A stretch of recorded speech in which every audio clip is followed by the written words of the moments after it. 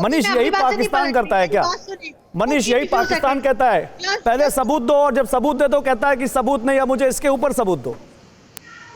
देखिए, हमारी मित्र आरजू को लेकर मैं हमेशा ये मानता था कि ये कम से कम सच के साथ खड़ी रहती हैं। हालांकि इन्होंने तब भी मजम्मत नहीं की जब कुलभूषण जाधव को टॉर्चर कराकर उसका वीडियो बनाया गया था। तो आप जब कह रहे थे आरजू को कि मैं वीडियो दिखा दूंगा तो आप मजम्मत करेंगी, तभी मुझे पता था कि आरजू एक नई दलील लेकर आ जाएंगी। और यही पाकिस्तान की फितरत है।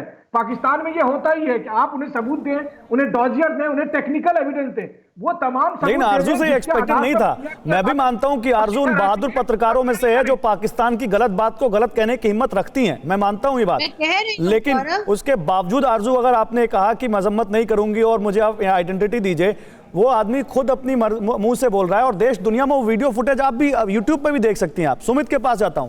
सुमित, क्या जिस तरह से आतंकियों को ऑपरेशन ऑल आउट के तहत लगातार आर्मी ढेर कर रही है जम्मू कश्मीर में, जो चतुर्वेदी सर कह रहे हैं, क्या इसीलिए पाकिस्तान की वो आतंकियों की कमर टूट चुकी है और वो अब धमकी दे रहे हैं, बरगला नहीं रहे हैं बल्कि दबाव बना रहे हैं वहां यूथ पर कि तुम्हारे परिवार को खत्म कर देंगे अगर तुम वापस गए? तो ये सिराज का मामला यही दिखाता है।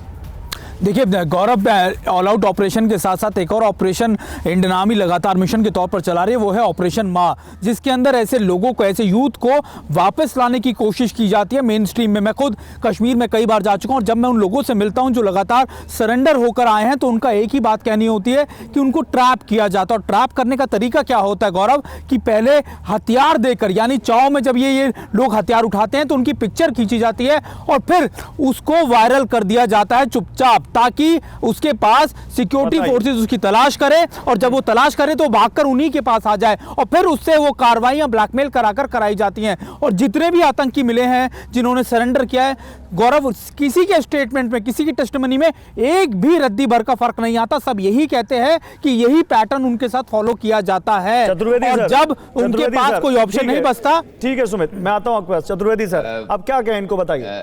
गौरव, बिल्कुल, मैं उस वक्त जब आपने इनको एक ऑप्शन दिया था कि मैं दिखा दूं तो आप मान जाएंगी, मुझे पूरा विश्वास था, जैसा मनीष भी कह रहे थे, कि ऐसा कुछ नहीं होने वाला।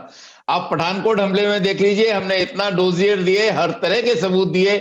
मुंबई हमले के बारे में देख लीजिए, सब कुछ देने के बाद भी हाफिज सईद वगैरह इनके यहाँ पूजे जाते हैं और यही इनका दुर्भाग्य है और कोई नहीं। इन्होंने नॉर्दर्न लाइट इन्फेंट्री के अपने खुद के जवान जो कि कारगिल में शहीद हुए थे पाकिस्तान के लिए, उनको पहचानने से इनकार कर दिया। ये इस तरह की इनकी फितरत है।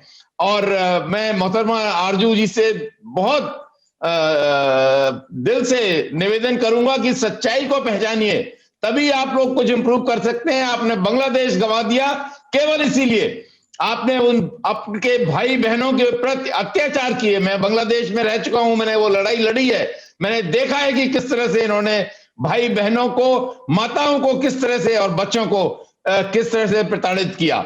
यह कोई एक आसान चीज नहीं है।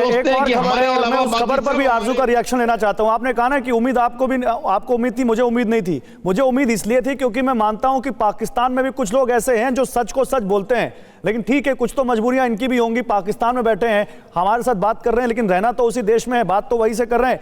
अड़ी सोमवार से शुक्रवार शाम 6 बजे सिर्फ TV9 भारतवर्ष पर।